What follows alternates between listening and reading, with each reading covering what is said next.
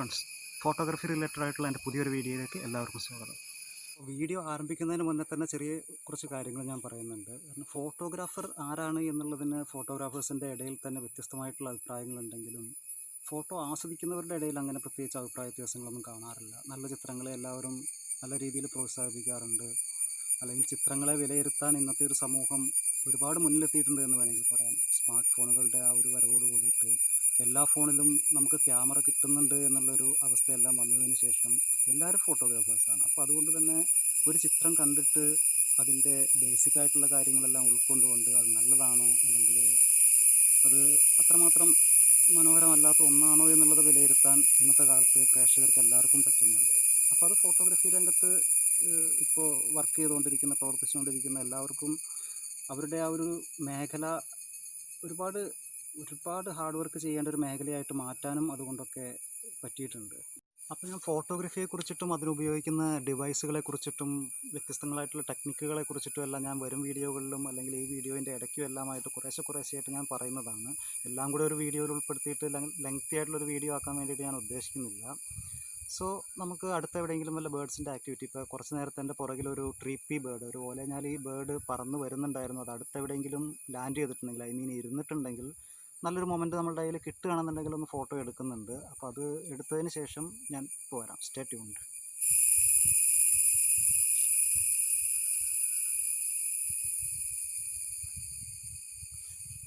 അപ്പോൾ ട്രിപ്പി എന്ന് പറഞ്ഞ ബേർഡിൻ്റെ ഒരു ചെറിയൊരു ഫ്രെയിം കിട്ടിയിട്ടുണ്ട്. ബേർഡ്സ് എന്ന് പറയുന്നത് ഇപ്പോൾ നമ്മൾ ഉദ്ദേശിക്കുന്ന പോലെ നമുക്ക് ഫോട്ടോ എടുക്കാൻ വേണ്ടിയിട്ട് ഇരുന്ന് വരുന്ന ഒരു പ്രത്യേക തരം ജീവികളൊന്നും അല്ലതാണ്. അപ്പോൾ അതിനെ നമ്മൾ വളരെ സൂക്ഷ്മതയോടെ നിരീക്ഷിച്ച് അതിൻ്റെ ആ ഒരു നേച്ചർ എങ്ങനെയാണ്, അതിൻ്റെ ആ ഒരു മനുഷ്യരോടുള്ള പെരുമാറ്റം എങ്ങനെയാണ്, മനുഷ്യരെ കണ്ടു കഴിഞ്ഞാൽ അത് ഓടിപ്പോകുന്നുണ്ടോ ഇല്ലയോ, ഇതെല്ലാം നോക്കിക്കൊണ്ട് ചിലതിന് ഒളിഞ്ഞിരുന്ന് ഫോട്ടോ എടുക്കേണ്ടി വരും, ചിലതിനെ നമുക്ക് നിന്ന് ഫോട്ടോ എടുക്കാം, ചിലതിന് ക്ഷമയോട് കൂടിയിട്ട് നിന്ന് ഷൂട്ട് ചെയ്യാം.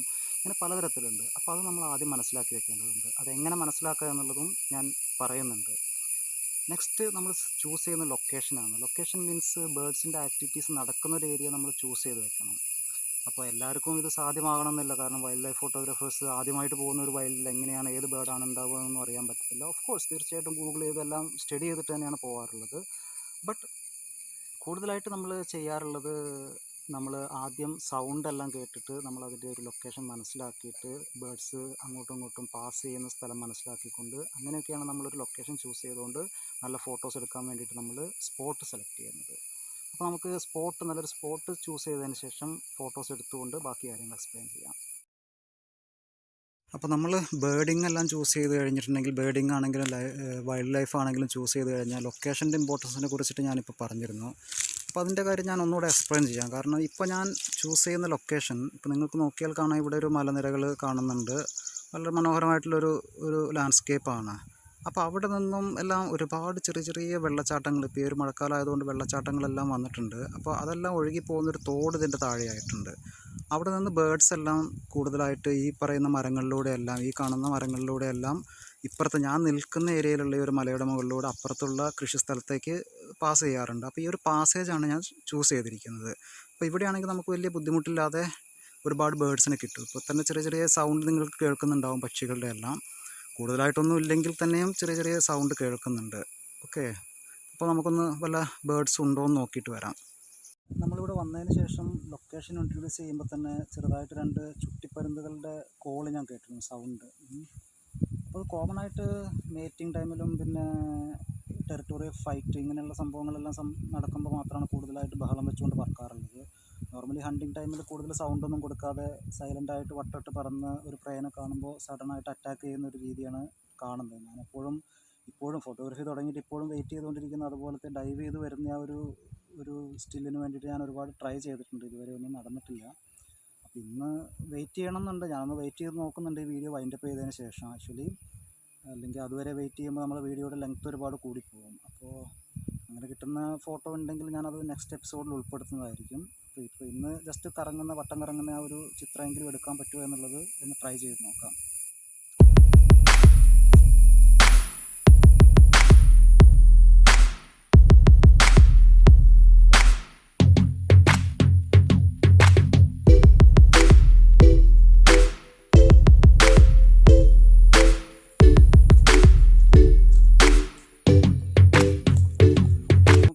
2 ഫോട്ടോ എടുത്തിട്ടുണ്ട്. ഞാൻ 5-6 ഫോട്ടോ ക്ലിക്ക് ചെയ്തിട്ടുണ്ട്. ഞാൻ സാധാരണ കണ്ടിന്യൂസ് മോഡിലിട്ടിട്ട്, അപ്പോൾ ഞാൻ ആ കാര്യങ്ങളെല്ലാം അടുത്തതായിട്ട് ഉള്ള എപ്പിസോഡിൽ പറയുന്നതായിരിക്കും. കണ്ടിന്യൂസ് മോഡിലിട്ടിട്ട് കുറച്ച് ഫോട്ടോ ഞാൻ ക്ലിക്ക് ചെയ്ത് വെച്ചിട്ടുണ്ട്.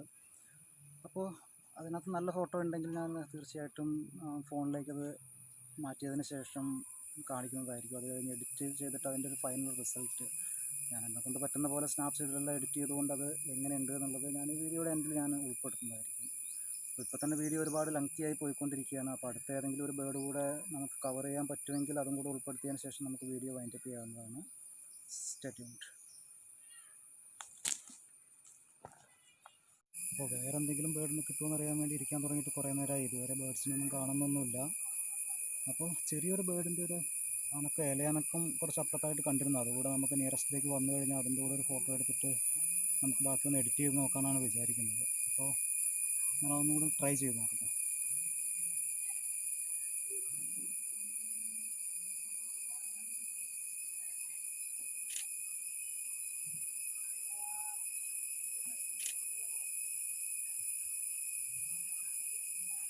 അപ്പോൾ ഫ്രണ്ട്സ്, ഞാനൊരു 2 ഫ്രെയിം എടുത്ത് വെച്ചിട്ടുണ്ട്. അത് നല്ല വെയിലടിക്കുന്ന കാരണം ഞാൻ കൂടുതലായിട്ട് എടുത്തിട്ടില്ല. കാരണം എത്രമാത്രം നമുക്ക് നല്ല പാകത്തിന് എക്സ്പോഷറായിട്ടുള്ള ഫോട്ടോ കിട്ടും എന്നുള്ളത് അത്ര ഗ്യാരണ്ടി ഇല്ല. ഇപ്പോൾ നല്ല വെയിലടിക്കുന്ന കാരണം വ്യൂ ഫൈൻഡറിൽ നോക്കാനും പറ്റുന്നില്ല. അപ്പോൾ ഇത് കണ്ടപ്പോൾ തന്നെ മനസ്സിലായത് കുട്ടുറുവാൻ എന്ന് പറയപ്പെടുന്ന നമ്മളുടെ ബാർബറ്റ് ഇനത്തിൽപ്പെട്ട ഒരു ബേർഡാണ്. സാധാരണ പേരമരത്തിലെല്ലാം പേരയ്ക്ക് പഴുക്കുന്ന സമയത്ത് അത് വന്ന് തിന്നാറുള്ള ഒരു ബേർഡാണ്. പച്ച കളറിൽ നമ്മൾ കോമണായിട്ട് കാണുന്നൊരു ബേർഡ് തന്നെയാണ്. അപ്പോൾ ഇപ്പോൾ കിട്ടിയ 3 ഫോട്ടോസ്, നമ്മൾ ആദ്യം ഒരു ഓലഞ്ഞാലിയുടെ ഒരു ട്രീപ്പിയുടെ ഫോട്ടോ നമ്മൾ സ്റ്റാർട്ടിങ്ങിൽ എടുത്തിട്ടുണ്ടായിരുന്നു. പിന്നെ 2 ഈഗിൾ പറക്കുന്ന ഫോട്ടോ കിട്ടിയിട്ടുണ്ടായിരുന്നു. അപ്പോൾ ഞാനത് പിന്നെ അതിനുശേഷം ഇപ്പോൾ കിട്ടിയ വീഡിയോയും കൂടെ ഞാനൊന്ന് തണലത്തേക്ക് മാറിയിരുന്ന് ഇത് ഫോണിലേക്ക് മാറ്റിയതിന് ശേഷം ഒന്ന് എഡിറ്റ് ചെയ്തിട്ട് നമുക്ക് കാണാം. എന്തായാലും കുറച്ച് നേരം ഇരുന്നിട്ട് കുറച്ച് കൂടുതൽ സമയം എടുത്തു ഒന്ന് എഡിറ്റ് ചെയ്തെല്ലാം വരാൻ വേണ്ടിയിട്ട്. അപ്പോൾ എഡിറ്റ് ചെയ്ത ഫോട്ടോസ് ഇതേ വരുന്നു, കാണാം.